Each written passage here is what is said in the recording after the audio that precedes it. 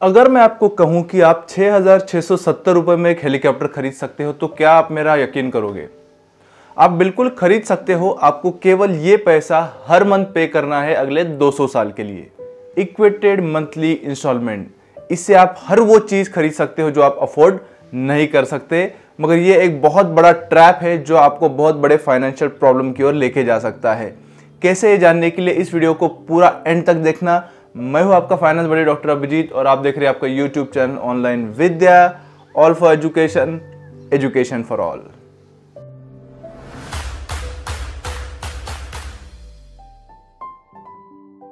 जब आपका इनकम बढ़ता है तब क्या आपका सेविंग भी बढ़ता है? नहीं। क्या आपने लोगों को यह कहते हुए सुना है कि मेरा अर्निंग तो काफी है मगर इतना सेविंग नहीं हो पा रहा है? क्या आपको इसके पीछे का रीजन पता है? आंसर बहुत आसान है। जब इनकम बढ़ता है तब इनकम के साथ साथ एक्सपेंसेस भी बढ़ते हैं। ये एक्सपेंसेस करने के लिए हम ज्यादा लोन्स एंड ज्यादा ईएमआई करते जाते हैं और हम बहुत कम पैसा सेव एंड इन्वेस्ट कर पाते हैं। मगर ऐसा क्यों होता है? इनकम बढ़ने के बाद कंजम्पशन क्यों बढ़ता है? इसका आंसर है अपना स्टैंडर्ड ऑफ लिविंग मेंटेन करने के लिए। जब हमारा इनकम बढ़ता है तब तक ज्यादा मटेरियल चीजें हम खरीदने लगते हैं और अपना स्टैंडर्ड ऑफ लिविंग बढ़ाते रहते हैं। मगर क्या चीजों को खरीदना खराब चीज है? तो मैं कहूंगा नहीं।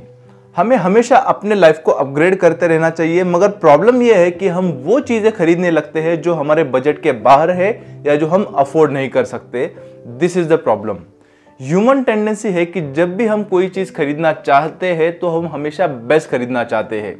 प्रॉब्लम यह है कि हम हर बार बेस्ट चेज करते हैं। इसे एक मैं एग्जांपल से आपको समझाता हूं। सपोज आपको एक नया मोबाइल खरीदना है तो सबसे पहले आप उसके बजट निकालते हो। फॉर एग्जांपल आपका बजट है 30-40 हजार। उसके बाद आप उसके ऊपर काफी रिसर्च करते हो और एक मोबाइल सिलेक्ट करते हो जो आपको खरीदना है एंड लास्ट स्टेप में आप स्टोर में जाके उसे खरीदने के लिए जाते हो। आप स्टोर में विजिट करते हो और सेल्समैन को कहते हो कि आपको फलाना मोबाइल चाहिए। आपका ये सेल्समैन आपको आपका डिजायर्ड मोबाइल दिखाता है मगर उसके साथ साथ एक अपग्रेडेड मोबाइल भी दिखाता है जिसका कीमत है 55,000 रुपए। ये मोबाइल आप अफोर्ड नहीं कर सकते मगर सेल्समैन आपको कहता है कि आपको केवल 5,000 रुपए महीने का देना है अगले 12 महीने के लिए और आप ये मोबाइल खरीद सकते हो। 1 मिनट पहले जो मोबाइल आपके बजट के बाहर था इमीडिएटली आपके बजट में आ गया। आपको केवल 5,000 देने हैं महीने का। इस सिचुएशन में आप कौन सा मोबाइल खरीदना चाहोगे? मेजॉरिटी ऑफ लोग अपग्रेडेड मोबाइल खरीदना चाहेंगे क्योंकि उस समय उस व्यक्ति के लिए वो बेस्ट है। यहां पे आप उस मोबाइल के लिए 55,000 नहीं बल्कि 60,000 दे रहे हो, 5,000 ज्यादा। आप अपने आप को कहोगे कि मोबाइल मैं बार बार तो नहीं खरीदूंगा, एक ही बार खरीदूंगा तो महंगा ही खरीद लेता हूं।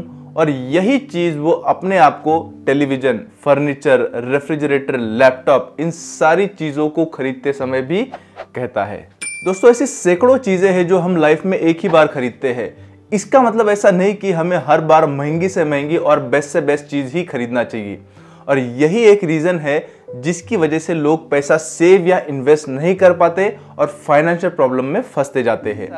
नेशनल सैंपल सर्वे ऑर्गेनाइजेशन के अनुसार मेजॉरिटी ऑफ इंडियंस डेट में फंसते जा रहे हैं, जहां पे average household debt rural area में पिछले 15 साल में 330% बढ़ा है और रूरल एरिया में 620%। एक चीज हमें यह समझनी चाहिए कि जब भी हम कोई भी चीज ईएमआई पे खरीदते हैं तो शायद हमें इमीडिएट गेन हो जाए बट वो हमारे लिए लॉन्ग टर्म पेन का कारण बन सकता है। इसीलिए जब भी हम कोई भी चीज ईएमआई पे खरीदने का प्लान करते हैं तो कुछ चीजों को समझना बहुत जरूरी है। आप वो चीज खरीद रहे हो जो आप अफोर्ड नहीं कर सकते मगर ये करने का एक कॉस्ट होता है इंटरेस्ट के रूप में। आपको हमेशा एक्चुअल प्राइस से ज्यादा प्राइस पे करके वो खरीदना पड़ता है और ये आपके फाइनेंशियल हेल्थ के लिए बिल्कुल अच्छा नहीं है। काफी बार ईएमआई स्कीम्स में हिडन कॉस्ट भी होते हैं जैसे interest rate and processing fee. काफी ऐसे स्कीम्स होते हैं जहां पे नो कॉस्ट ईएमआई ऑफर होता है, मतलब यहां पे आपको इंटरेस्ट पे नहीं करना पड़ता। ये सरासर लोगों को बेवकूफ बनाने का काम है। ऐसे स्कीम्स में इंटरेस्ट का कॉस्ट प्रोडक्ट के प्राइस में ही एडजस्ट किया जाता है। सपोज कोई प्रोडक्ट है 10,000 रुपए का और सेलर आपको नो कॉस्ट ईएमआई ऑफर करता है 10 महीने का 1,000 रुपए पर मंथ।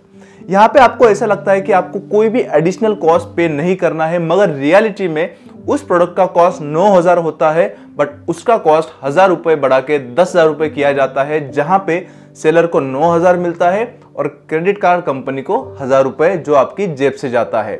इसके अलावा कभी कभी कन्वीनियंट फी, प्रोसेसिंग फी भी देनी पड़ती है, जो नॉर्मली 1 से 2% होती है। अगर आप कोई चीज EMI पे खरीदते हो तो आपको रेगुलर पेमेंट्स करने पड़ते हैं, और आप अगर फेल हो जाते हो तो आपको ह्यूज पेनल्टीज देने पड़ते हैं, जो ईयरली 25 से 30% हो सकते हैं। हम लोग EMI पे मोस्टली कंज्यूमर गुड्स खरीदते हैं, जैसे kitchen appliances, washing machine, electronic gadgets, smartphones, tablets, LED TV, जो डिप्रिशिएटिंग एसेट होते हैं, जो बेसिकली आप वो चीज खरीद रहे हो जिसका वैल्यू तेजी से कम हो रहा है और उसे खरीदने के लिए आप एक्स्ट्रा पैसे भी पे कर रहे हो। आप EMI पे महंगा मोबाइल खरीदते हो जिसके 80% फीचर आप बिल्कुल भी यूज नहीं करते। This is not the smart move. Technology बहुत तेजी से बदल रहा है और कुछ ही महीनों में आपका हाई एंड मोबाइल बिल्कुल भी आउटडेटेड हो जाएगा। और अगर आपका मोबाइल खो गया या चोरी हो गया या खराब हो गया तो आप उस चीज के लिए पैसे पे करते हो जो आपके पास नहीं है, और ऐसा काफी चीजों के साथ हो सकता है। आपका क्रेडिट स्कोर जितना अच्छा होगा उतना जल्दी कम इंटरेस्ट पे और ज्यादा लोन आपको मिलता है। मगर EMI का सबसे बड़ा ड्रॉबैक ये है कि आपका क्रेडिट स्कोर खराब करता है। आपका EMI टू इनकम रेशो बहुत इंपॉर्टेंट फैक्टर होता है आपको नया लोन मिलने के लिए, तो ये रेशो कम से कम रखना जरूरी है। अगर आपका EMI इनकम के 50% से ज्यादा है तो आपको बैंक्स नया लोन देने के लिए मना कर सकते हैं। अगर आप इंस्टॉलमेंट पे करने में फेल हो जाते हो तो आपके एसेट्स वापस लिए जा सकते हैं, हेवी पेनल्टीज लग सकती है, स्ट्रिक्ट लीगल एक्शन हो सकता है और क्रेडिट स्कोर भी खराब हो सकता है। और एक चीज जो होती है यहाँ पे कि आपको मटेरियल चीजें जो आप अफोर्ड नहीं कर सकते वो खरीदने का आदत लग जाता है। आप हमेशा पहले से ज्यादा और बड़े परचेसेस करने लगते हो और इस EMI के ट्रैप में फंसने लगते हो। तो जहां पे आपने आपके सोर्सेस ऑफ इनकम बढ़ाने की तरफ ध्यान देना चाहिए, वहां पे आपका ध्यान चीजों को खरीदने में और उसके EMI पे करने में लग जाता है, और इसका फायदा होता है बैंक्स को, प्रोडक्ट सेलर को और कंपनीज को। अब यहाँ पे सवाल ये है कि हमें क्या करना चाहिए। क्या हमें चीजें नहीं खरीदनी चाहिए? क्या हमें EMI नहीं यूज करना चाहिए? आंसर है वो चीजें खरीदो जो आप अफोर्ड कर सकते हो। मतलब अगर आपके पास पैसा है तो ही वो चीज खरीदो। से नो टू क्रेडिट। चीजों को खरीदने में कोई प्रॉब्लम नहीं है, मगर अननेसेसरीली महंगी चीजें जिसका यूटिलिटी बहुत कम है अवॉइड करना चाहिए। 50,000 के मोबाइल में लगभग वही फीचर्स होते हैं जो 15,000 के मोबाइल में। 80,000 का सोफा भी लगभग वही कंफर्ट देता है जो 20,000 का। 15 लाख की कार भी लॉन्ग रन में उतना ही सेटिस्फैक्शन देती है जितनी 5 लाख की कार। तो थोड़ा सिंप्लीफाइड लाइफ जीने का कोशिश करो, इस ट्रैप में नहीं फंसोगे। यहाँ पे मैं सजेस्ट करूंगा रिवर्स EMI। अगर कोई चीज बहुत ही जरूरी है जैसे लैपटॉप फॉर एजुकेशनल पर्पस, तो उस केस में यहाँ पे सेविंग अकाउंट या रिकरिंग डिपॉजिट में पैसा सेव कर लो, फिर उतना पैसा जमा होने के बाद उस चीज को खरीदो। 5-6 महीने लेट होगा, मगर 5-6 महीने पैसा सेव करने से आप सेविंग अकाउंट या RD से थोड़ा बहुत इंटरेस्ट भी कमा लोगे और EMI से भी बच जाओगे। और अपने डिजायर्स को डिले करने की वजह से काफी चीजें आप खरीदोगे ही नहीं, क्योंकि हमारे most of the purchases impulse decisions होते हैं, जैसे कपड़े, मोबाइल, फर्नीचर वगैरह। एक चीज याद रखो, EMI एक ऑब्लिगेशन है और वो आपको पे करना ही है। मगर आज के डेट में जॉब एंड इनकम का सिक्योरिटी बिल्कुल भी नहीं है, तो EMI से आप हमेशा स्ट्रेस एंड इनसिक्योर फील करते रहते हो, जो रिवर्स EMI में बिल्कुल नहीं होगा।